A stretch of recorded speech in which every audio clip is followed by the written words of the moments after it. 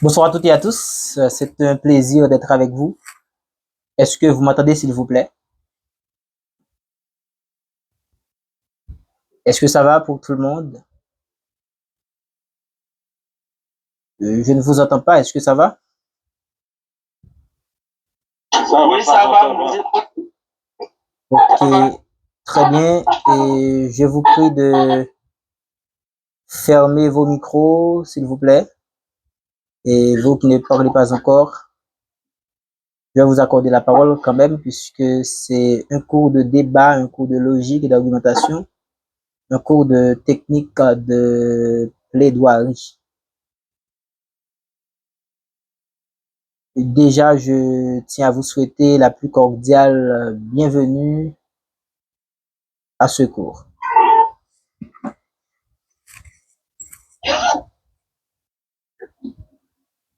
Nous allons rapidement commencer. Est-ce qu'il n'y a pas d'autres étudiants qui doivent venir? Ou bien est-ce que vous êtes tous présents?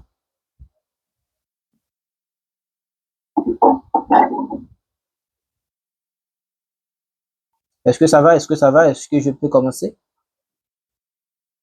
Vous pouvez honorer après.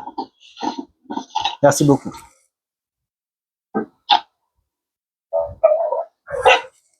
Alors, et comme je viens de le dire, c'est un très grand plaisir pour moi d'être avec vous ce soir dans le cadre de ce cours de technique de plaidoirie. Et Monsieur Hanel, est-ce que vous pouvez fermer votre micro, s'il vous plaît? Pardon? Le micro. Ok, je vais fermer ça pour vous. Oui, ça va maintenant. Oui, je disais que c'est un plaisir pour moi d'être avec vous dans le cadre de ce cours de technique de plaidoirie. C'est un cours assez passionnant, un cours très dynamique que vous allez avoir, bien sûr. Et je pense que vous aurez également la version vidéo après cette présentation sur Google Meet. Je vais d'abord me présenter, et puisque je suis peut-être nouveau pour certains d'entre vous. Mon nom, c'est bien Jules Jean, comme vous l'avez vu dans l'horaire et qui vous a été envoyé. Je suis détenteur d'une licence en sciences juridiques. Je suis avocat au barreau de Cap-Haïtien. J'ai également une licence en psychologie. Je suis psychologue. Je dispose d'un diplôme de master en sciences du développement. Et actuellement, je fais un doctorat en droit des affaires et du travail à l'ISTEA. Et j'ai d'autres formations, mais je me garde de les citer. Je suis professeur à l'UEH. J'enseigne à la faculté de droit, des sciences économiques et de gestion du Cap-Haïtien et dans d'autres universités du côté du Cap-Haïtien. Ce soir, c'est un plaisir pour moi d'assurer le cours pour l'Université Atlantique d'Haïti. Et je suis vraiment honoré par le fait que le dévolu a été jeté sur ma personne pour pouvoir vous enseigner même à distance. Et je dois dire que depuis 2022, je suis cyberformateur. J'enseigne à distance à travers Red École Professionnelle qui maintenant est devenue Anafos. Mes chers amis, et pour ce qui concerne le syllabus du cours, vous l'aurez certainement plus tard puisque il y a des choses à ajouter. Mais quand même, je vais vous présenter en vrac ce que vous allez avoir dans le cadre de ce cours. Je vais lire pour vous la description du cours. Ici, il a dit que le cours de technique de plaidoirie, technique au pluriel, vise la maîtrise progressive des techniques de débat contradictoire et de plaidoirie. Construction d'une thèse, structuration d'une argumentation, mobilisation des preuves et des sources du droit, réfutation, détection, démontage des sophismes. Vous aurez beaucoup de choses sur les sophismes. et performance orale devant une juridiction réelle ou bien simulée, même si on est en ligne, on va avoir un procès sérieux et à partir duquel tout le monde aura à faire de la pratique. Et ce cours s'appuie sur un ensemble de techniques pratiques. On ne va pas faire beaucoup trop de théorie. Aujourd'hui, on peut parler théorie, mais les autres jours, on sera très pratique dans le cadre du cours, puisque c'est un cours à travers lequel vous devez vous exprimer, vous devez parler. Et en termes d'objectifs du cours, notre intention, c'est de vous préparer à pouvoir concevoir un plan de plaidoirie, à pouvoir préparer un débat, à pouvoir construire une argumentation solide et juridiquement recevable, parce que parfois vous plaidez, mais malheureusement, vous faites un travail sans finalité, puisque vous parlez, il n'y a aucun droit dans ce que vous dites. Quand vous êtes au tribunal, il y a des sciences connexes et avec le droit, il y a les sciences qui sont au service du droit, qui sont très très importantes, mais il faut du droit quand même, puisque le juge ne peut pas décider et s'il n'y a pas une provision légale. Bien que dans certains cas, le juge, pour ne pas commettre le déni de justice, est tenu de décider. Et on va vous aider à pouvoir identifier et réfuter des sophismes.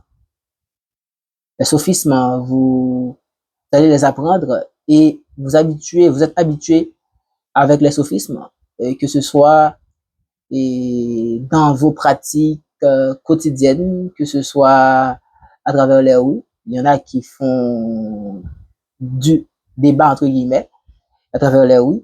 Donc, la plupart du temps, c'est du sophisme. Et nous allons vous aider, mes chers amis, à plaider efficacement à l'oral. Mais ce qui est important, c'est que vous devez savoir écrire d'abord. Parce que votre plaidoirie doit être d'abord écrite. Et ensuite, elle sera articulée oralement. Et pour ce qui est des modalités, nous allons avoir des exposés magistraux comme ça se passe. Et aujourd'hui, nous allons vous proposer des devoirs de vidéo. Et si vous êtes déjà, bon, quand même, vous êtes en 4e année, je pense que vous avez déjà prêté serment. Et autre chose, on va avoir des fiches d'argumentation à préparer. On va vous montrer comment préparer une fiche d'argumentation, puisque lorsque vous allez argumenter, il y a une forme que ça doit prendre. Et puis pour l'évaluation du cours, ça va passer par plusieurs travaux, notamment un petit exercice qui sera proposé sous forme de QCM. Et après, vous allez avoir un dossier écrit. Vous allez devoir produire une plaidoirie sur un sujet, sur un procès fictif. Et vous aurez une évaluation finale. Et là, ce sera une plaidoirie où chaque étudiant et chaque étudiante aura à plaider pendant environ 8 à 10 minutes. Et donc, je dois vous dire que ce cours, c'est un cours d'échange, un cours de débat, un cours qui ne va pas être silencieux. C'est un cours très dynamique. Donc, je pense que en termes de plan du cours, je vais voir pour vous, nous allons avoir beaucoup de choses. Donc, c'est nombreux. Mais je pense que nous allons avoir 10 séances ensemble. Et dans la première séance, nous allons parler du débat. On va parler de la définition du débat. On va parler des notions de base. Et on va parler de la logique. On va parler du discours. Donc, la plaidoirie, c'est un discours. Mais ce n'est pas n'importe quel discours. Et Pétuel Parésie, s'il vous plaît, fermez le micro. Ok, je ferme pour vous. Monsieur Parésie, le micro, s'il vous plaît.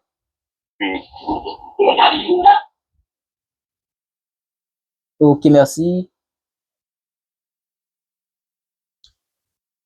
Ok, j'accepte. Très bien. Oui. Donc, mes chers amis, c'est comme ça qu'on va faire. J'aurai à vous passer le syllabus du cours. Et maintenant, avant de commencer, je vous propose de vous présenter puisque là, l'effectif augmente un peu. Je vais commencer avec Bernadieu Casséus. Vous vous présentez et vous présentez vos attentes par rapport au cours.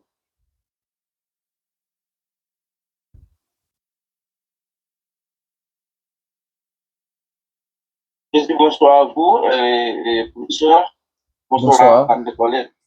Et je suis Cassis Bernard II, étudiant en sciences politiques et niveau 2. Merci. Ok, niveau 2. Très bien. Et on continue avec Pétuel Parésie. C'est quelqu'un que je connais. Il a l'habitude de prendre des formations avec moi. Mon frère, bienvenue.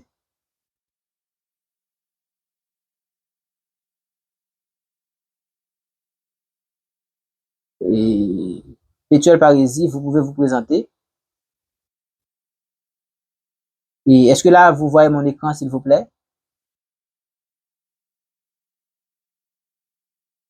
Absolument. Ok, très bien. Je vais. Oui, oui. Pétuel Parésie, vous pouvez vous présenter. Et alors que je suis en train de chercher, je vais vous envoyer quelques documents. Je vous ai passé certains documents sur le groupe. Il y en a d'autres qui vont venir. Ici, c'est guide pratique, introduction à l'art de la plaidoirie. Et c'est un livre à lire. C'est très important, c'est très intéressant. Et je vais vous l'envoyer sur le groupe dans quelques heures.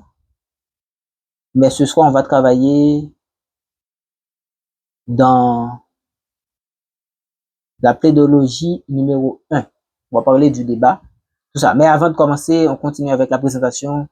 Et Pétuel Parésie, présentez-vous, s'il vous plaît. Et quelles sont vos attentes pour le cours?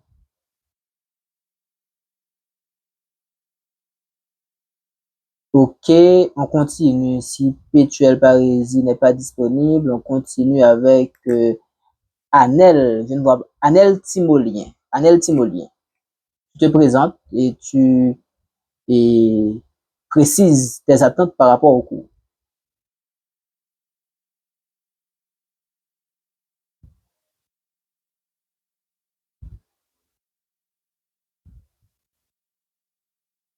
Je n'entends pas.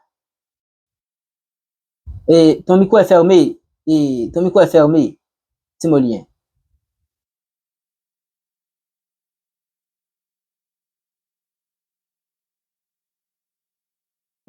Timolien, ton micro est fermé. Là, tu fermes ta caméra, mais tu n'ouvres pas le micro. C'est le micro qu'il faut ouvrir. Donc, il faut activer le micro. Vous voyez le signe ici. Très bien. Est-ce que vous m'écoutez présentement? Bien sûr. D'accord. Et bonsoir, maître Jules Jean. Et bonsoir à toutes et à tous. Bonsoir. Je suis Anel Tournier, étudiant niveau 3 et niveau 3, sciences juridiques et politiques. Très bien. Et Patricia Charles. Patricia Charles, peut-être la seule fille de secours. Je ne sais pas s'il y en a d'autres qui vont venir.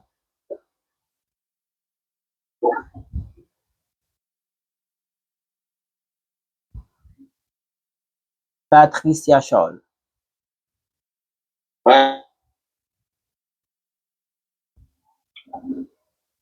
Bonsoir. Bonsoir, et Bonsoir, Charles. professeur. Bonsoir, Madame Charles. Bon, bonsoir, mes chers collègues. Je suis Patricia Charles, étudiante en sciences juridiques, deuxième année, et je suis contente d'être là avec vous. Bon. Je suis contente d'être là avec vous cet après-midi. Donc, j'attends beaucoup de ce cours, donc, technique de plaidoirie. Donc, j'espère que à la fin, je serai en mesure de plaider. Très bien. Donc, content d'être avec vous cet après-midi et je serai toujours là. Donc, merci déjà, professeur. Je vous en prie, Madame Charles. Et Monsieur Dufranc Diambois, tu te présentes et précises tes attentes par rapport au cours.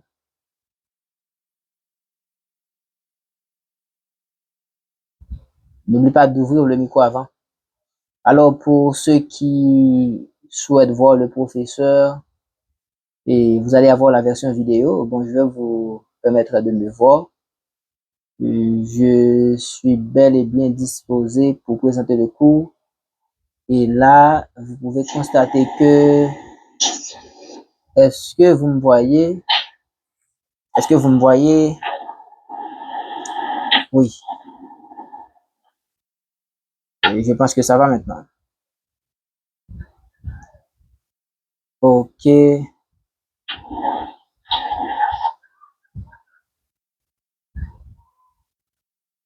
Monsieur Dufranc, est-ce que vous n'avez rien à dire? Ok. À ce qu'il paraît, il reste à Monsieur Parisi de se présenter et de préciser ses attentes.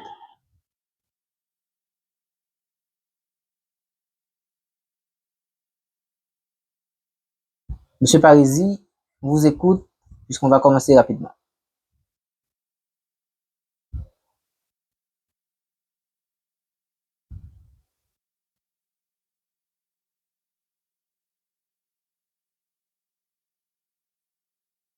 Bon, et comme Monsieur Parisi n'a rien à dire, et je vais devoir couper son micro puisqu'il ne parle pas, je ne sais pas ce qui arrive, et je vais commencer rapidement. Maintenant, je vous propose de fermer vos micros, s'il vous plaît. Et là, maintenant, je vais commencer avec la pédologie numéro 1. Est-ce que vous voyez mon écran? Est-ce que vous voyez le document? C'est le premier document, bon, c'est la pédologie numéro 1, laisse-moi dire comme ça, de préférence. Et je vous propose de l'ouvrir, c'est disponible sur le groupe. Je l'ai envoyé sur le groupe, je vais regarder, je vais préciser lequel est le document. Je vais préciser pour vous.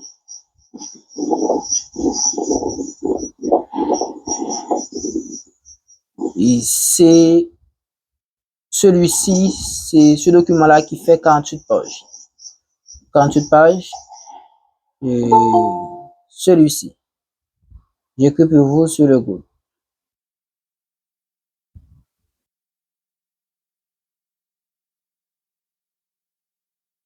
Aujourd'hui, on va parler de certains concepts qui vont précéder la notion de plaidoirie. On ne va pas parler de plaidoirie aujourd'hui. On va surtout parler du débat. On va parler de la logique. On va parler de l'argumentation. Et selon vous, qu'est-ce que c'est que le débat? Quand on dit débat, qu'est-ce qui vous monte à l'esprit? Et là, je prends un homme et une femme. Donc, quand même, un homme et Madame Charles. Quand on vous dit débat, qu'est-ce qui vous monte à l'esprit?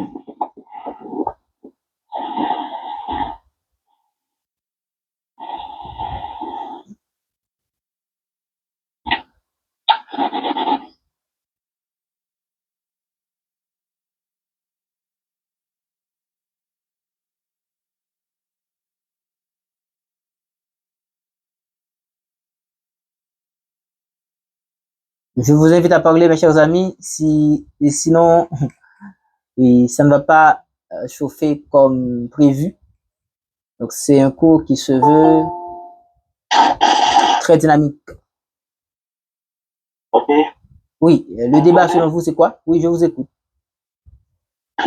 Quand vous entendez parler des débats, on voit l'échange, l'interaction. On voit une interaction, on voit de l'échange. Et c'est déjà très bien comme définition. Qui dit mieux? Qui dit mieux?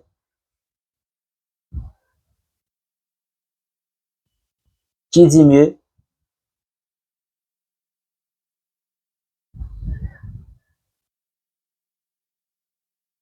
Voilà. Interaction. Débat, c'est interaction. Échange d'idées. Échange d'idées. Mais si, par exemple, vous parlez avec votre sœur sur un projet de voyage et que votre sœur dit que oui, je suis d'accord et tout va bien, est-ce que là, il y a débat? Il y a échange d'idées, bien sûr. Vous et votre sœur, vous vous entendez sur le fait que l'idée de voyager, c'est bien. Faut avoir un sujet précis. Ah, ok, c'est bien. Parce que le débat, en fait, c'est un exercice d'échange, certainement, mais il faut le principe du contradictoire. Et ici, on dit que le débat, c'est l'action de débattre, l'action de discuter. D'après Stephen L. Johnson, un débat est une discussion ou un ensemble de discussions souvent organisées et généralement animées entre plusieurs personnes qui exposent des avis, des idées ou des opinions différentes, voire contradictoires sur un thème ou un fait donné. Là, écoutez bien. Ici, on dit que le débat, c'est avant tout une discussion. C'est-à-dire, pour qu'il y ait débat, il faut qu'il y ait discours. Il faut que gen moun ka parle. Le débat, c'est pas un exercice écrit. On peut écrire pour faire un débat, mais le débat en soi se veut un exercice oral. C'est une discussion. Il faut qu'il y ait un discours. Et ici, c'est pas un discours écrit, un discours oral. Le débat interpelle la voix. Le débat interpelle l'oral. Vous savez très bien que au niveau de la communication, il y a la communication écrite et la communication orale. Le débat, c'est avant tout une discussion. Mais on dit, ça peut être un ensemble de discussions, souvent organisées. En principe, le débat se doit d'être organisé. On ne peut pas concevoir un débat s'il n'y a pas un minimum d'organisation, mes chers amis. Si me dit m'a fait débat, faut que ça m'a fait du bon sens. Faut le structurer. En pile fois, et c'est tout monsieur qu'on allait sur place. Louis XVIII, dans Cap Haïtien, nous qu'on rencontré un pile monde qui a fait débat. Moi dit a fait débat. C'est comme ça que toujours dit. Mais au fond, qu'on a regardé, ouais, plutôt, c'est duel que nous voulons faire. C'est cacophonie parfois. Parce que dans le débat, on doit donner la possibilité à l'autre de faire des répliques. Dans le débat, on doit donner la possibilité à l'autre d'exposer son idée.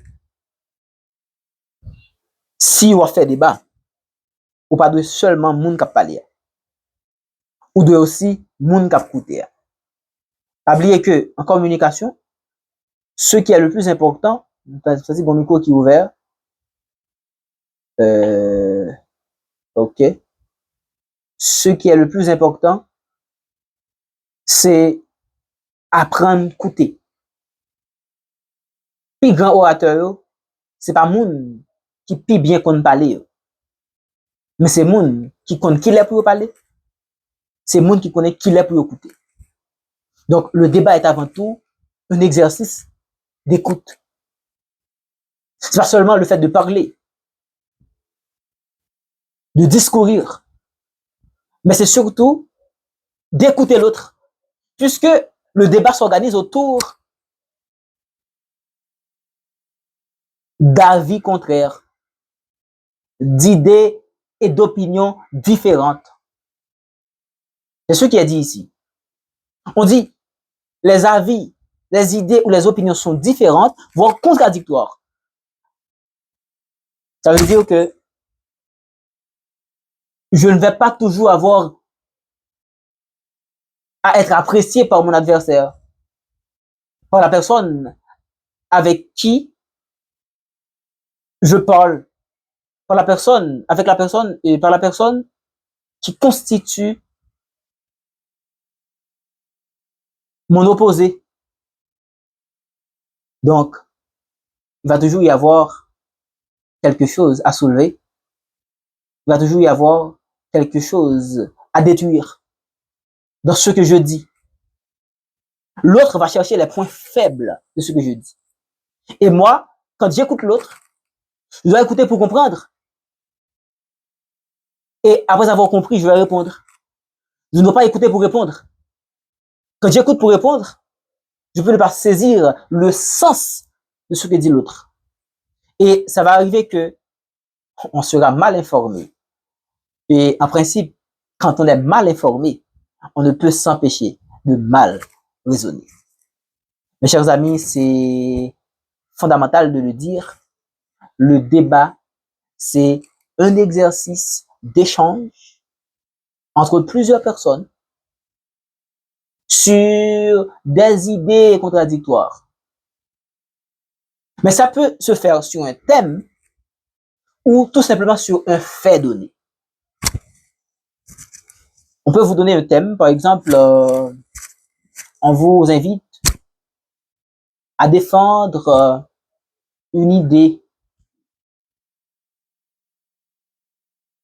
Imaginez que l'on engage les étudiants de l'Université Atlantique d'Haïti dans un procès sur la zombification, sur le statut juridique de zombie. Quelqu'un qui était mort et qui est retrouvé quelque part. Qu'est-ce que vous allez faire? Il y a quelqu'un qui demande d'intégrer la classe.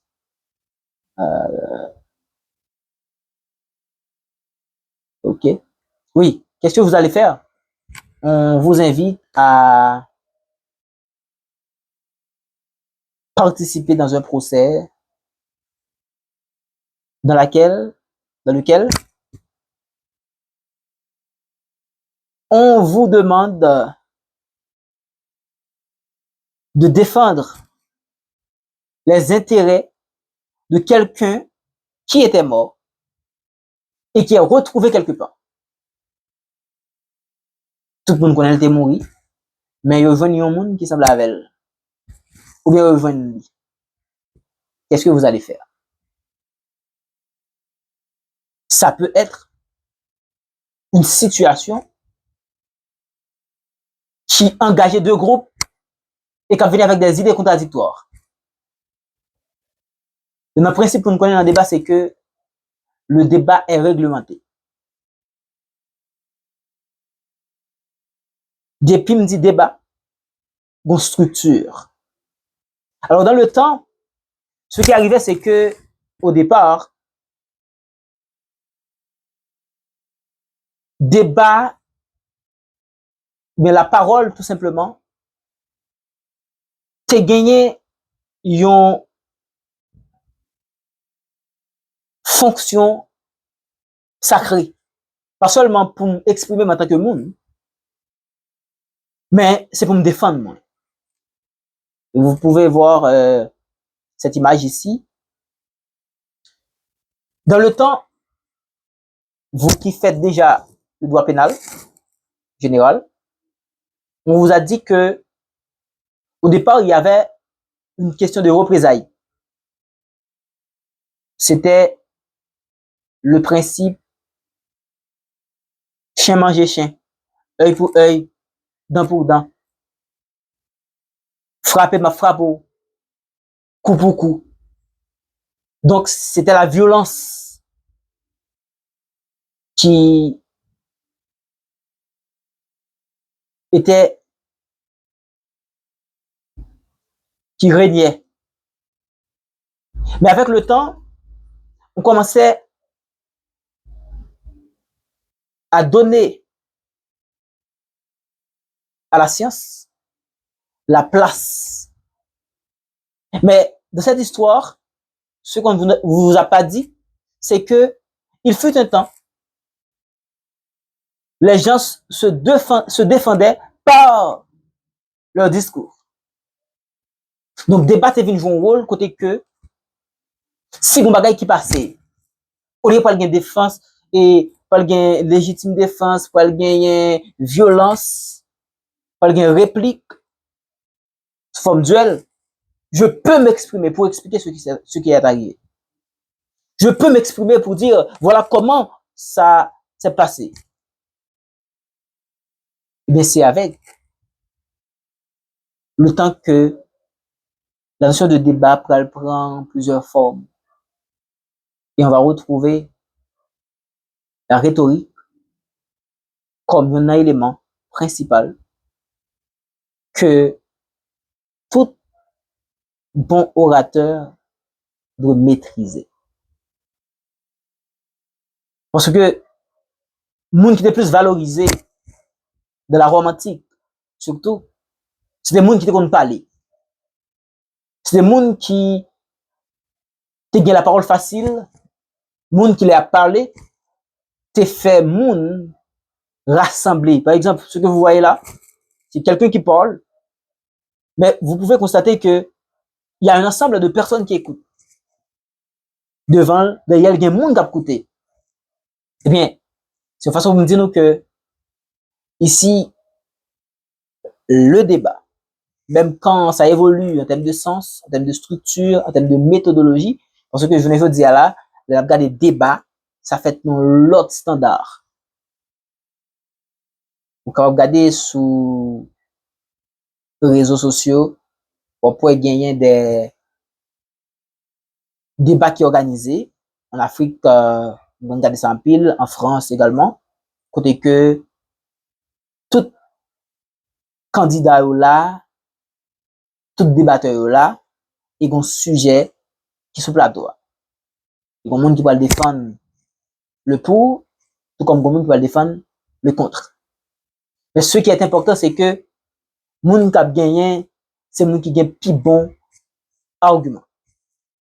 Voilà pourquoi argumentation, si on a un élément, nous va le gagner pour nous parler sur lui et lui fondamental, mes chers amis, pour nous commencer à maîtriser les rouages de l'argumentation. Et nous gagnons ici la parole, l'éloquence, la rhétorique, le débat, la dialectique. Nous connaissons puissance, nous connaissons pouvoir, parole. Et même au niveau de la Bible, il est dit que tout a été créé par la parole. Bien, mes chers amis, nous-mêmes qui sommes juristes, ou bien qui avons étudié sciences politiques, une des plus grosses âmes que nous de reconnaître que nous gagnons, c'est parole. Et quand je dis la parole ici, c'est pas seulement les mots qui sortent de notre bouche, mais c'est surtout la façon de dire. C'est surtout la logique qui va avec. Voilà pourquoi, avant même que m'aborde des questions plaidoirie, qui ça veut dire plaider, comment plaider, quelles sont les techniques, je dois vous dire que vous devez travailler votre langage. Vous devez essayer de faire l'effort de savoir bien articuler parce que vous pouvez parler, mais savoir parler, c'est un art. Parler, c'est, oui, on émet des sons, on parle, on dit des phrases, on parle. Mais savoir parler ou savoir bien parler, c'est un don. C'est pas un don, c'est un art qui s'apprend. Il y en a qui ont le don de un don naturel qui ont la parole facile.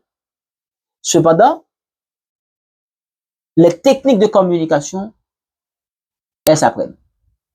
Voilà pourquoi je vais vous inviter à lire beaucoup de textes en lien avec la prise de parole en public, même si on ne va pas faire un cours de prise de parole en public, ce qui devrait être fait quand même. Et à travers ces contenus, vous allez pouvoir maîtriser davantage la dialectique, la rhétorique et le débat, et surtout le débat contradictoire. Parce qu'aujourd'hui, quand nous sommes au tribunal, nous avons toujours quelqu'un en face de nous. Et c'est un métier qui est plus difficile sur la terre. Parce que lorsque le médecin lui-même lui a une prescription, parfois ça va marcher et puis il accuse patient, vous dit patient est mal prendre. Il va te respecter posologie. Ingénieur là, qui a fini faire un cahier là, il exécute un plan, il dit bon, c'est architecte qui a mal fait plan. Ou bien, et contre maître yo, et boss maçon yo qui pas respecté une série de bagages. Mais l'avocat, côté le fait ouais, a tout corriger parce que bon monde en face. Et les exceptions, ces bagages avocat même soulevé. Ou pas respecter des délais. Ou pas communiquer pièce ou de communiquer dans le procès. Donc, compétence tribunal là. C'est-à-dire, avocat lui-même, il doit battre pour le préparer le davantage, pour capable toujours à jour, pour capable toujours faire effort pour maîtriser dernière information qui gagne sur chaque procès qu'il va faire. Un avocat qui va plaider pour un accusé de meurtre, cet avocat ne doit pas seulement lire le code pénal, le code de procédure pénale ou d'instruction criminelle, mais il doit inévitablement lire autre chose. Il doit lire sur certaines théories en lien avec la criminalité.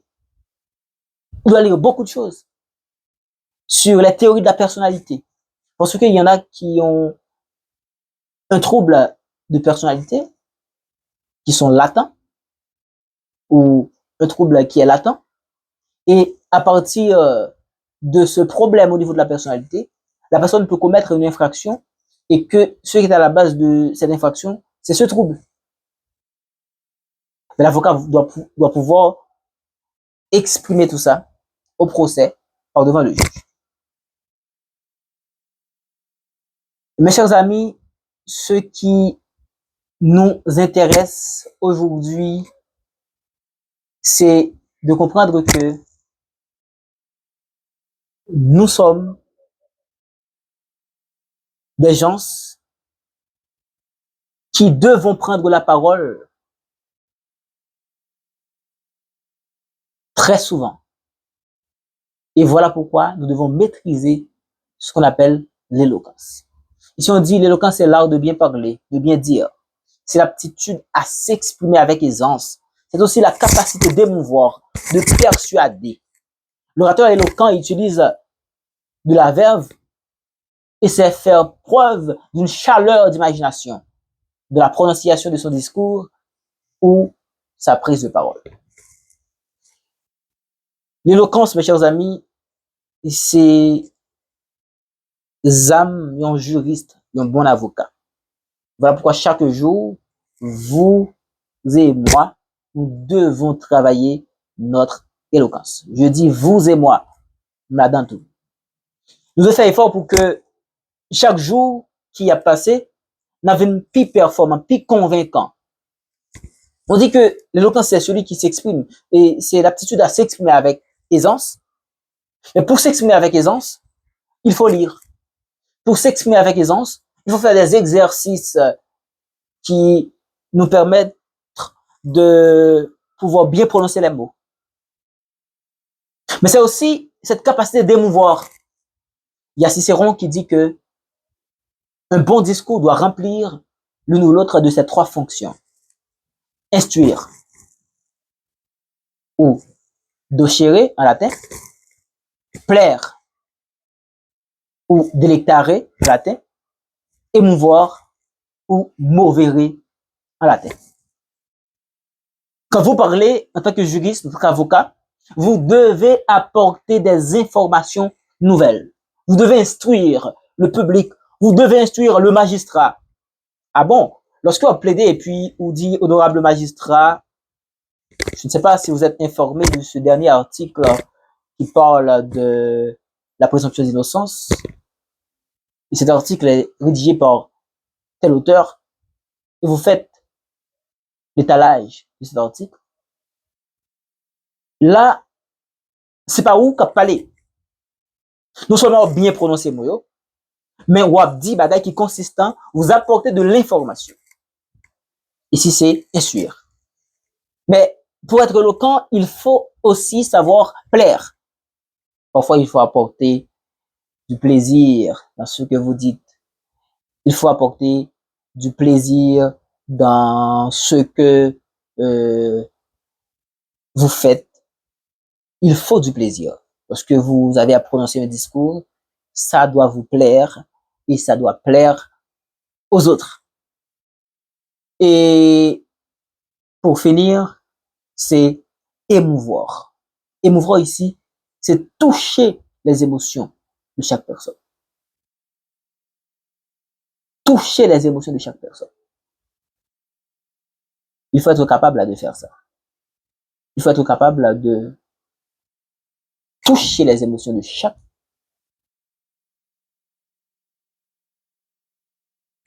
individu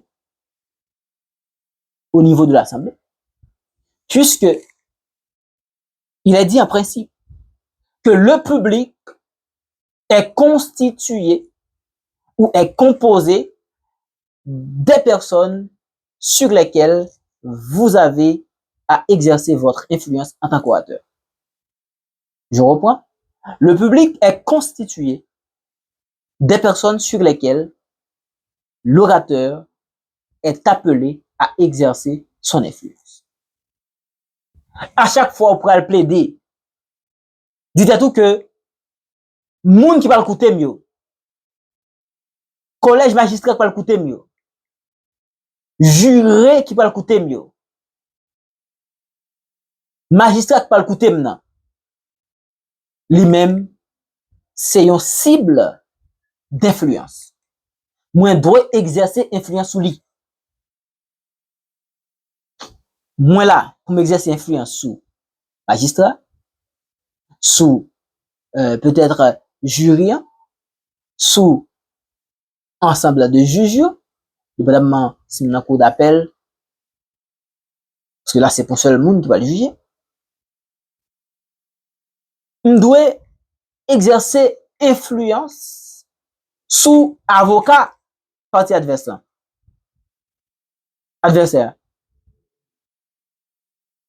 Si adversaire li ouais que m'a bien avancé, ça va le faire peur. C'est capable y a tout pour moi pour réduire force. Parce que vous-même, leur plaider sont fait, c'est battre pour rendre adversaire faible et puis vous-même monter force. Mes chers amis, c'est très important puisque nous dit Cicéron, il nous dit, pas oublier que Cicéron, c'était un plus grand rhétoricien romain. C'est quelqu'un qui a été comment apprécié dans le temps pour sa capacité à convaincre, à persuader.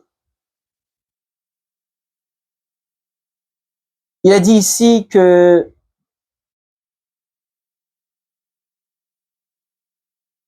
savoir parler ou s'exprimer n'est pas suffisant pour convaincre ou persuader. L'éloquence est cet accessoire à la parole qui permet d'exercer un pouvoir sur ses interlocuteurs ou son auditoire. La Bible me dit, L'auditoire, c'est ceux sur qui vous devez exercer votre influence. Mais lorsque quelqu'un est éloquent, c'est pas seulement bien parler, bien articulé, mais il faut dire bagay qui bien sens. Il faut dire bagay qui est bien construit. Voilà pourquoi nous parlons trop devant comment pour capable construire une argumentation, comment capable écrire un bon texte et comment on capable présenter texte à l'oral puisque malheureusement en plus de fois nous lit, nous écrivons bagay mais nous pas bien lire. Ça c'est très important. On dit grâce à elle, grâce à l'éloquence, le public malgré lui et sans violence ou crainte se trouve comme placé sous le charme de l'orateur. C'est l'art de s'exprimer avec une élégance persuasive. Parfois, moi j'ai chance d'animer et plusieurs programmes, graduation, mariage, colloques scientifiques, symposium, etc. Moi j'ai participé dans un symposium, c'était environ 1000 participants. Pour on va parler avec 1000 participants, on va faire au campé, on va faire au chita, on va faire au bas de bravo, tout ça. Et c'est parce que vous avez quelque chose à apporter. Eh bien, vous-même, qui pral plaider, pour bagay pour dire tout, en dehors de toute histoire que nous connaissons dans le système, là, ou doit bien préparer plaidoirie. La plaidoirie, c'est un discours qui se prépare. Ce n'est pas n'importe quel discours. On ne doit pas improviser, même si l'avocat doit être capable d'improviser à tout moment. Mais si vous savez que vous allez avoir un procès, vous devez lire, vous devez chercher des informations, vous devez consulter d'autres documents qui n'ont rien à voir avec le droit, mais qui pourront être au service du droit. Dialectique. Donc ici, la parole a donné naissance à l'éloquence, cette dernière a donné naissance à son tour, c'est-à-dire l'éloquence a donné naissance à la dialectique et à la rhétorique.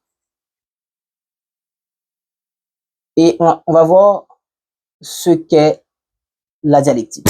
La dialectique est une méthode de discussion et de raisonnement mettant aux prises au moins deux orateurs soutenant des thèses contraires et cherchant à se convaincre à tour de rôle.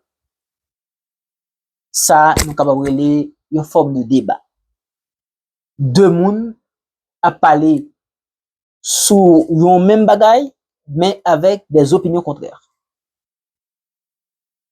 Mais c'est ça qui a fait la science grandir également. En méthodologie, on dit que il n'existe pas de vérité absolue. Même s'il y a des recherches qui disent, voilà telle information, on avance pour trouver d'autres réponses, puisque la science demeure une suite de questions et de réponses. Eh bien, la dialectique, c'est une méthode de raisonnement. C'est pas aller vaille que vaille, nous voulons mettre main, nous mettre main dans colère l'autre là. Non, c'est pas ça. Donc, son forme côté que ou venir exposer ou dire mais ça qui fait que ou dit femme pas gen droit travail même gens avec garçon.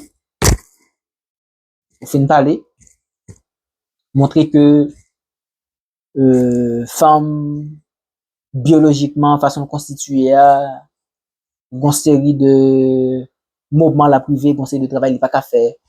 Par exemple, lorsque femme n'a lui-même dans période de menstruation, une série de travail dit si la fait par exemple lever mortier et ou bien des travaux qui pendant pile dynamisme en pile effort mécanique femme pas qu'à faire donc avancer plusieurs raisons ou bien plusieurs arguments avec ça qui ont argument qui devant. Et là, on a pas venir pour dire que femme capable de faire tout ça, un garçon qu'a fait. En fait, c'est une question de sexe. Mais ça va dépendre de qui femme.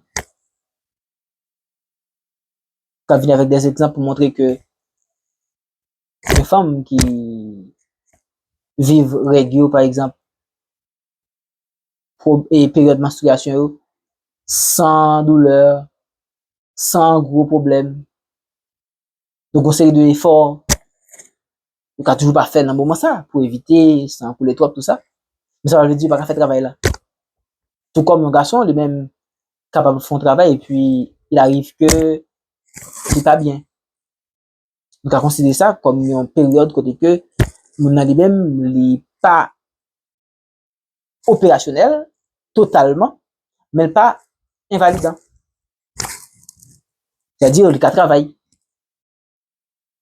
Donc, chaque monde capable de dire, mais qui ça yo penser, mais opinion pas yo, sans que pas un duel. Parce que ce qui est important, c'est que lorsque vous allez plaider, évitez jouer adversaire.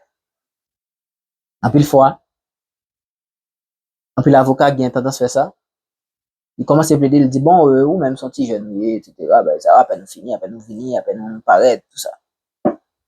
C'est pas ça nous venons parler là. C'est pas ça nous venons parler. Ou même qui est intelligent, l'aime on dit ça, vous faites comme s'il va dire rien. De là, on est au fond du procès et c'est important de mettre le point sur ce qui est important, sur ce qui est utile. Parce que, par exemple, quitter mon apport dans le terrain, pour le traîner de mon côté qui ne veut dire rien, quelle finalité positive pour vous-même dans le cadre procès. On dit que le débat contradictoire argumenté a fait son apparition ainsi que ses méthodes. La dialectique, contrairement à la rhétorique, vise à chercher des connaissances et non à convaincre par un discours structuré. Donc, en matière de dialectique, l'idée, c'est de trouver quelque chose d'utile, de chercher du savoir. Mais malheureusement, peu de fois, nous fait débat pour que nous convaincre le monde. Convaincre, ici, c'est amener l'autre à croire. C'est très important. Quand on dit convaincre quelqu'un, c'est amener la personne à croire. C'est faire en sorte que Moussa lui-même lui adhérer à l'idée PAM. La personne est convaincue, c'est lorsque lui-même lui dit bon, ça monsieur dit, d'accord, me comprendre, m'accepter pour vrai. Ça, c'est convaincre. Eh bien, la dialectique, c'est pas ça. Son intention, ben, c'est surtout à diffuser du savoir, un ensemble de connaissances, et c'est très, très important. Mes chers amis, ici, la rhétorique. On dit les origines de l'art de la rhétorique remontent à la Grèce antique, au 5e siècle avant Jésus-Christ, suite au renversement des tyrans de Syracuse. Leurs victimes étaient obligées de se défendre devant les tribunaux populaires. Or, les avocats n'existaient pas encore. Il fut un temps, et là c'est le début de l'histoire des tribunaux, il n'y avait pas encore d'avocats. Du coup, je viens de se trouver, et image là, bon, montrer nous encore. Même en l'absence d'avocats, des gens devraient se défendre. Et là, il fallait qu'on parle. Et c'est pas parler pour parler. C'est dire les bagailles qui permettent que moun qui a coûté yo dit ah bon, tu as raison. Tu ne vas pas mourir. Tu ne vas pas être puni. N'oubliez pas que le crime, si l'on veut en parler, il dépend de la réaction sociale. Emile Durkheim me dit que un acte jugé criminel, c'est lorsqu'il offense les États forts, lorsqu'il fait bouger la société. Eh bien, pour défendre nous, tu devrais parler. Et ce que vous devriez utiliser comme clé, c'est la rhétorique. On dit que la méthode utilisée par ces pionniers, les pionniers de la rhétorique, les sophistes, visait l'efficacité du discours, sa force de persuasion et non la mise en exergue de la vérité. Alors, en matière de rhétorique, l'idée, ce n'est pas de dire la vérité. L'idée, c'est de bien dire. L'idée, c'est de bien formuler. Vous allez voir, par exemple, lorsque vous allez plaider, parfois la personne tue, mais vous allez monter une histoire. Vous allez monter une histoire pour défendre la personne. Vous allez raconter une histoire qui va toucher peut-être l'émotion du public, qui va inviter les personnes à penser autrement, pour montrer que parfois, tuer est une option. Mais on ne peut pas dire ça comme ça. Là, c'est pas logique. Mais quand on dispose, on va parler des principes clés de la rhétorique ou d'une plaidoirie. L'un des éléments les plus importants, c'est l'invention. Vous allez inventer des histoires parfois. Un avocat doit être quelqu'un qui sait inventer. Voilà pourquoi vous devez commencer à lire des romans, à regarder du film. Vous devez commencer à lire des livres qui ne sont pas du droit, qui n'ont rien à voir avec le droit. Et ça va vous donner un réflexe. Ça va vous permettre de développer votre capacité de production, d'invention. Mais il y a également la disposition. On va en parler. Donc, la façon dont les éléments sont disposés au niveau de votre discours est très important. Parce que si les éléments ne sont pas disposés, si les arguments ne sont pas disposés d'une manière assez adéquate, eh bien, mes chers amis, vous allez perdre beaucoup de procès. Il faut savoir comment commencer, par quoi commencer. Il y a des arguments qu'on ne peut pas donner au départ. On ne va pas comprendre. Par exemple, si je dis, il y a des affronts qui ne se lavent que dans le sang, on ne va pas accepter ça pour le début d'une plaidoirie. Là, c'est un appel à la violence que je fais. Mais si après avoir montré que le lion, quand il a faim, il mange. Il mange pour sauver sa peau. Il mange pour survivre.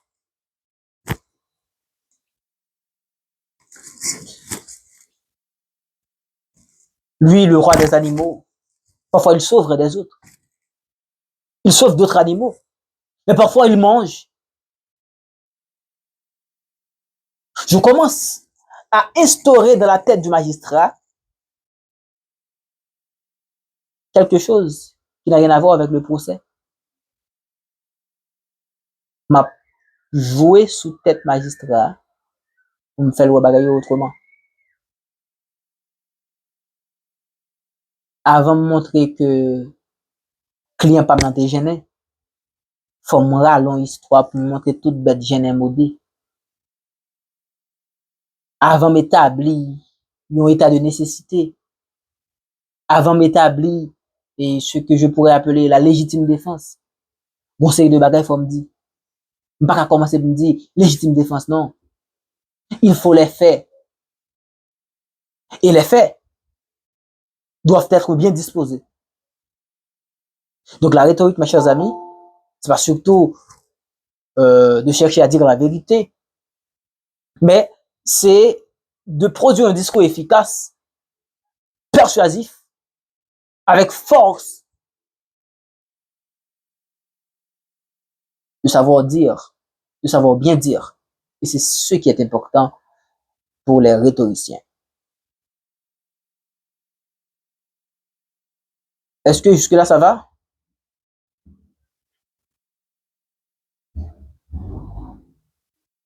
On dit que la rhétorique, c'est une technique qui consiste à trouver un moyen pour fortifier les arguments faibles, pour donner à ces arguments l'apparence qu'ils sont forts, alors qu'en réalité, ils sont faibles. Oui, ou pas raison, mais en sérieux. Maître Aristote dit, summumius summa injuria. Parfois, on peut appliquer la loi, mais c'est la plus grande injustice. On imagine un monde qui volait un sac farine. Il volait un sac farine. Il mettait en prison, bon, pour 2 ans. Il volait un sac farine, il est en prison pour 2 ans. On imaginait que c'est quelqu'un, parce que quand on invente. C'est quelqu'un qui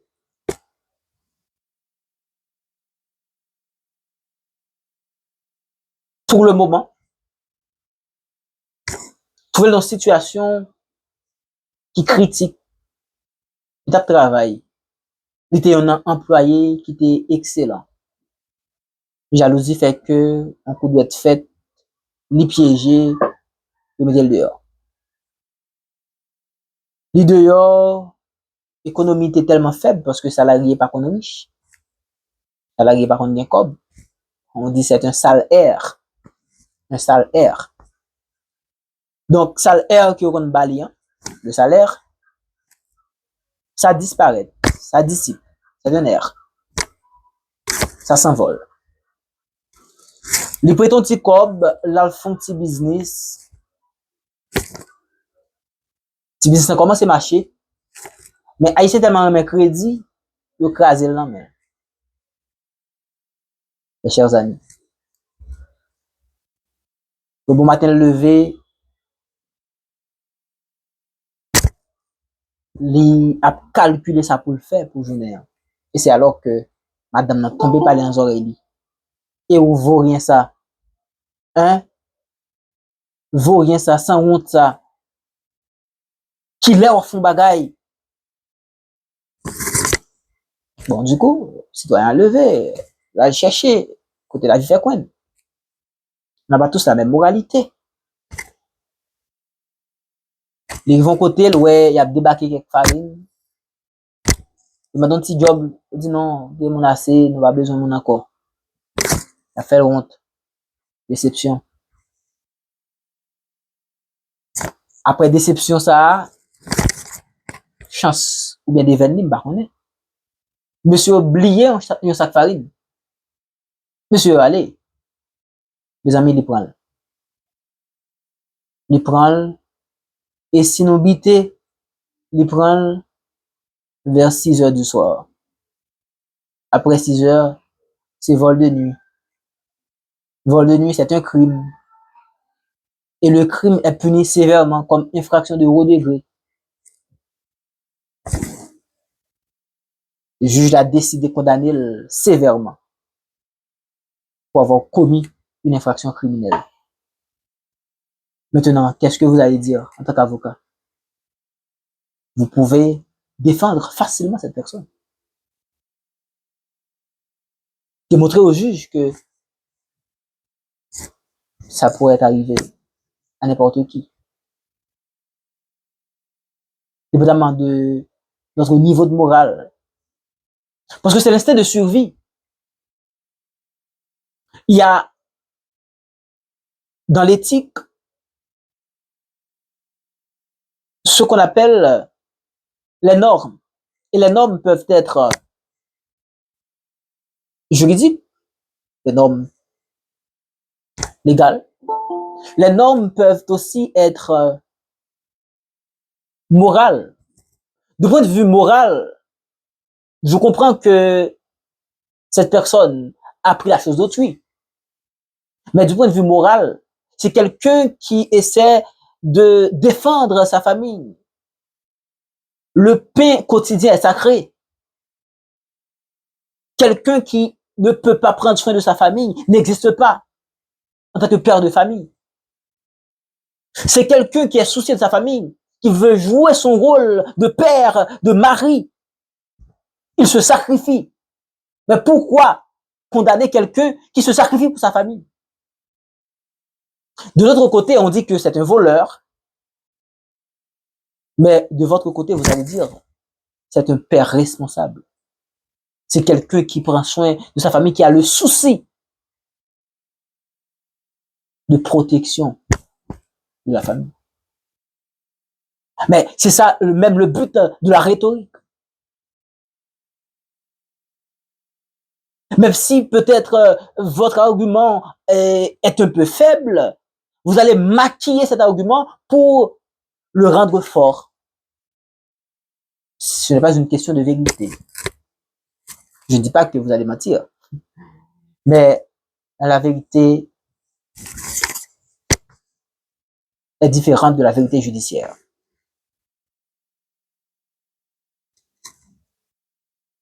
C'est très important. Mes chers amis, on continue. Est-ce que ça va pour tout le monde jusqu'à présent, s'il vous plaît? Et si ça va, faites signe, s'il vous plaît. Je vais vous voir réagir.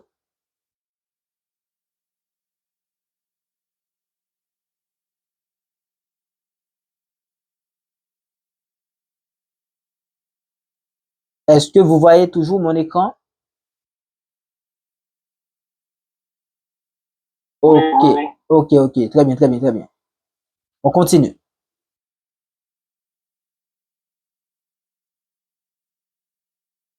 Maintenant, mes chers amis,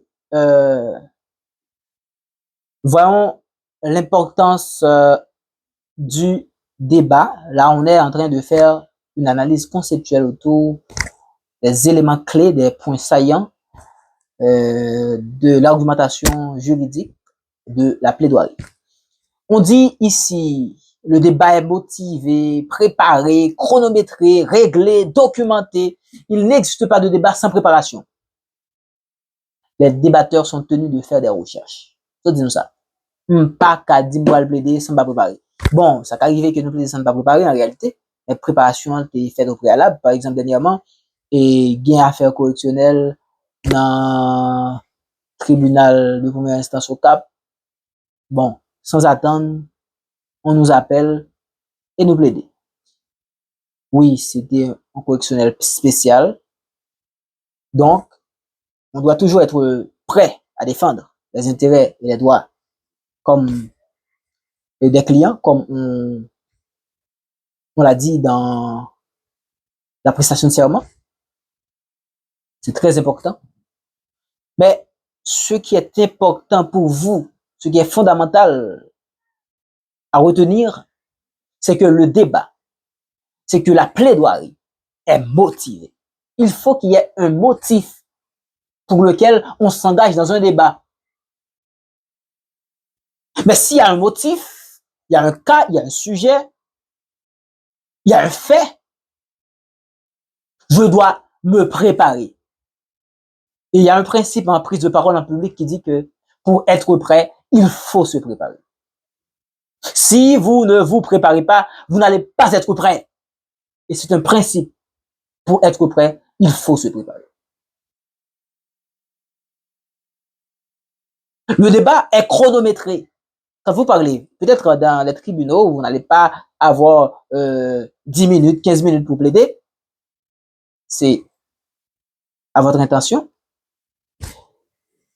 Mais dans un débat classique,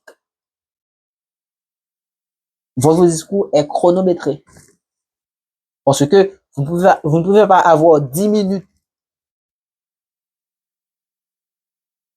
d'exposé et puis l'autre 5 minutes. S'il veut, il peut vous laisser prendre beaucoup plus de temps, mais il y a une séparation équitable, une répartition équitable qui se fait au niveau de cette question de chronomètre. Le débat est réglé, le débat est documenté. Vous n'allez pas pouvoir réaliser une plaidoirie, vous n'allez pas pouvoir gagner un procès si vous ne vous documentez pas. Il faut se documenter. Il faut se préparer. Et si vous voulez être prêt, il faut se préparer. Il vous faut une préparation de base. Et vous êtes tenu de faire des recherches. Parfois, vous avez un sujet complexe, un cas difficile qui vous exige de prendre des consultations de la part d'un ensemble d'experts dans le domaine. Parfois, vous devez consulter quelqu'un qui est psychologue, quelqu'un qui est sociologue, quelqu'un qui est anthropologue. Si vous allez plaider pour dans le cadre d'un procès qui a rapport avec quelqu'un qu'on a trouvé quelque part et qui a été mort. Son acte de décès a été rédigé. Mais là, c'est un zombie dans le langage classique. Mais si quelqu'un est retrouvé dans une maison, c'est peut-être quelqu'un qui est incarcéré, qui est séquestré. Donc, comment défendre? Comment plaider en pareille circonstance? Donc, c'est très important, vous qui êtes ici comme étudiant, qui suivez ce cours, vous devez commencer à vous documenter davantage. Je vous passe certains documents. Il y en a d'autres qui vont venir, mais là, c'est les documents de base du cours. Vous êtes tenu de faire des recherches. On dit que il faut toujours une cause et un enjeu à l'origine du débat. Il lui faut aussi un objet qui s'exprime le plus souvent sous la forme d'un différend, de désaccord, d'une problématique pratique ou théorique non résolue ou source de conflit. On ne peut pas parler de débat s'il n'y a pas l'idée de contradiction, s'il n'y a pas lieu d'avoir un conflit. Donc, le débat, c'est un conflit. C'est-à-dire, cela oppose deux groupes de personnes, deux idées contradictoires. On ne peut pas avoir à plaider et toujours aller dans le même sens que le ministère public, par exemple. Il faut essayer de contredire, de prendre le contre-pied de ce que dit le représentant du ministère public ou de l'avocat, puisqu'il y en a parmi vous qui seront commissaires du gouvernement dans quelques années. Donc, il y en a aussi qui seront juges, peut-être. Et vous devez maîtriser la logique si vous êtes juge. Parce que il y a des avocats qui vont utiliser des sophismes. Et on va parler des sophismes tout à l'heure. Bon, pas aujourd'hui, bien sûr. Pas aujourd'hui. On va l'aborder parce que c'est une notion très importante pour vous. Le débat est organisé dans le dessein de projeter des rayons de raisonnement de la fausse et ténébreux, de l'ignorance, de l'incertitude. Il est finalisé en ce sens qu'à son issue, une décision doit être prise, une opinion doit être adoptée, une problématique assumée. Sa principale caractéristique est son caractère institutionnel ou ritualisé. Donc, le débat, ce n'est pas du n'importe quoi. C'est pas ça, on doit faire sur place là, à faire d'elle, gourmet, etc.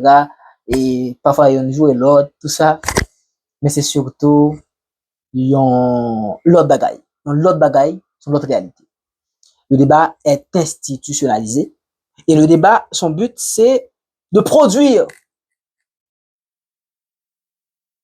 un raisonnement ou un ensemble de raisonnements qui pourrait le faire que côté que t'es ténèbres, la lumière fait place nette. Ténèbres là, ils disparaissent et puis la lumière prend siège de préférence. Parce que lorsque un débat fini, ou bien lorsque un procès fini, comme je l'ai dit, bon, mais qui a raison, mais qui a tort? Oui, on le dit ça. Donc, après votre plaidoirie, vos prétentions seront évaluées. Vos conclusions seront analysées. Et là, le juge va décider. On continue. D'après Emmanuel Gentil, alors c'est lui l'auteur de ce document, et vous le savez très bien, il fait partie des meilleurs avocats en Haïti. Et dans son article Débat médiatisé et violence en Haïti, le débat est un recours à la raison qui refuse le dogmatisme, l'obéissance aveugle. Il propose l'adoption d'une nouvelle manière d'approcher les idées reçues, de vanner les stéréotypes en remettant en question les convictions acquises et sonder les tabous dès que cela se révèle nécessaire. Donc, mes chers amis, c'est important de vous dire que débat lui-même, c'est pas l'évangile. C'est pas oui, amen. Mais c'est une façon pour nous dire, on passe au crible de la logique tout ensemble de idées préconçues, ce qu'on appelle des stéréotypes, et à partir de ce moment, nous voilà qu'à dire que, eh bien, voilà ce qui reste.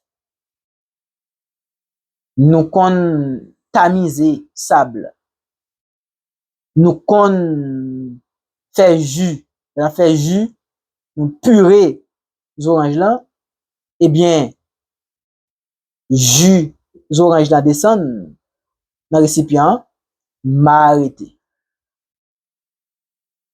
Dans la vanne diri, dans la yé, on me qu'on fait ça longtemps. Eh bien, yon parti tombé, c'est pas yo, bien bon graignorité. Le débat c'est ça. C'est une nouvelle façon d'approcher la réalité. Une nouvelle façon de voir les choses, de penser le monde. Dans le débat, on sonde les tabous. Dans le débat, on remet en question ce qui est accepté pour vrai. D'ailleurs, nous disons que la vérité absolue n'existe pas. En science, il n'y a pas de vérité absolue. Les vérités sont provisoires. Et parfois, nous vivons croyant en tout. Tout ça, on dit nous quoi. Donc, mes chers amis, et c'est pas possible pour que nous vivions et comme ça. Et ici, le débat est sa philosophie. Il a dit que les disputes ne sont pas considérées comme des débats. Elles sont source de peine, de frustration et conduisent le plus souvent au tapage et aux attaques contre la personne. Parfois, c'est ça moi qu'a fait dans le tribunal. Surtout dans le tribunal de paix, du côté de Cap-Haïtien, malheureusement, c'est la mienne. Moi, c'est elle qui veut faire, etc. Concurrence vitale. Alors que la logique veut que nous confronter les idées, pas sur le plan physique. Tu dois faire confrontation. Hein. Si m'gagne un bagay que me dit, que me dit, que m'argumenter, que me documenter, que m'exposer au tribunal. Mais parfois, c'est autre chose qui se passe dans nos tribunaux, c'est court. La connaissance que les hommes ont du monde qui les entoure est le produit de leur interprétation de leur expérience. Les animaux ont avec le monde des rapports instinctifs. Ils reçoivent une stimulation de leur environnement et réagissent suivant leur programmation biologique. Écoutez bien, on dit que vous, en tant que sujet, vous n'avez pas le même rapport avec le monde que l'animal. On le dit, l'homme est un animal social. Mais l'homme est le seul animal capable de raisonner, capable de remettre en question. L'homme est le seul animal philosophique. Et pour exister en tant qu'être philosophique, il faut se questionner. Il faut questionner même les vérités les plus absolues. Même si je n'ai pas qu'à faire la client, si j'accepte de plaider pour lui, au moins je vais demander une diminution de peine.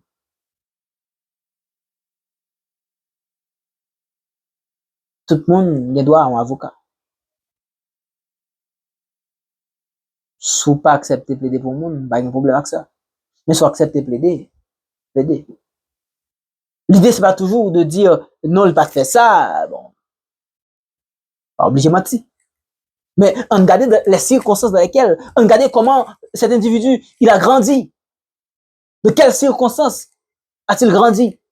Quelqu'un qui a grandi dans des banlieues. Quelqu'un qui, malheureusement, n'avait pas de parents, qui n'a fait que 5 ans à l'école, qui n'a pas été bien formé, mais qui sauve le devenir. Est-ce que c'est lui qui est coupable? Ou c'est la société? Ou c'est l'État qui est coupable? Parfois, il faut remettre en question certaines situations où la délinquance, ça dérange. Mais est-ce que les délinquants sont les seuls responsables? Il faut remettre en question. Il faut savoir interpréter le monde d'une autre manière. Et c'est très important, mes chers amis. On dit que les humains ne sont jamais sûrs de leurs acquis. Ils cherchent à vérifier, à revérifier. Oui, c'est ça. En tant qu'être philosophique, en tant qu'être pensant, en tant qu'être rationnel, vous devez chercher toujours à vérifier, à revérifier tout le temps. C'est très important.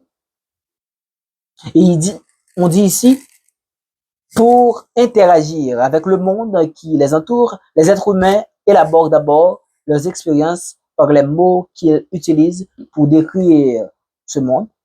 Les êtres humains sont appelés à évoluer dans un monde d'informations limitées et imparfaites et conséquemment de perceptions limitées et imparfaites. Donc, si le monde est limité, votre perception le sera aussi. Mais, mes chers amis, ce qui est important, c'est que vous devez commencer aujourd'hui à vous questionner et à tout questionner. Vous devez vous dire que vous êtes un être de communication et c'est fondamental. Vous êtes tous des êtres de communication. Il y a Jean-Luc Mongrain qui le dit à travers son livre, Prendre la parole en public. Nous sommes des êtres de communication. Nous ne pouvons ne pas communiquer. Nous ne pouvons ne pas interpréter le réel. Et lorsque nous allons plaider, nous allons défendre un client, peut-être, ou accuser quelqu'un comme ministère public, nous devons savoir que nous devons utiliser une argumentation solide, puisque nous serons évalués, nous serons entendus, nous serons perçus, nous serons vus. Ici, c'est les 3 règles de 3 en prise de parole en public. On dit aussi qu'un débat est un échange ordonné dont l'objectif est de convaincre ou de persuader un auditoire par des arguments pesés et raisonnés. Le débat est un moyen pour humaniser les gens. Quand on dit ici convaincre et persuader, je l'ai déjà dit, convaincre, c'est amener l'autre à croire à ce que vous croyez, à ce que vous dites. C'est amener l'autre à changer de perception. Mais convaincre, donc pas convaincre, persuader, c'est toucher l'émotion de la personne. Toucher la sensibilité de la personne. N'oubliez pas que nous sommes tous des êtres de communication et que nous vibrons tous aux mêmes émotions. Lorsque vous parlez, essayez de faire vibrer les gens. Et n'oubliez jamais que le public, l'auditoire est constitué de ceux sur qui vous devez exercer votre influence.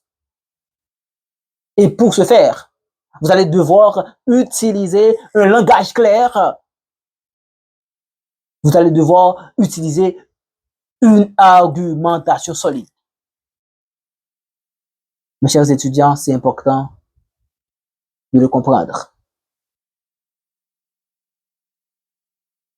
Voyons maintenant la théorie de la réduction d'incertitude. Est-ce que vous êtes là? Est-ce que vous êtes là? Les informations sont nombreuses puisque je dois avancer rapidement avec cette partie et pour avancer avec la plaidoirie en soi et des techniques réelles de plaidoirie qu'il faut mobiliser. Cette théorie explique que les êtres humains communiquent les uns avec les autres pour réduire l'incertitude sur le monde qui les entoure et qui découle d'une absence de signification fixe.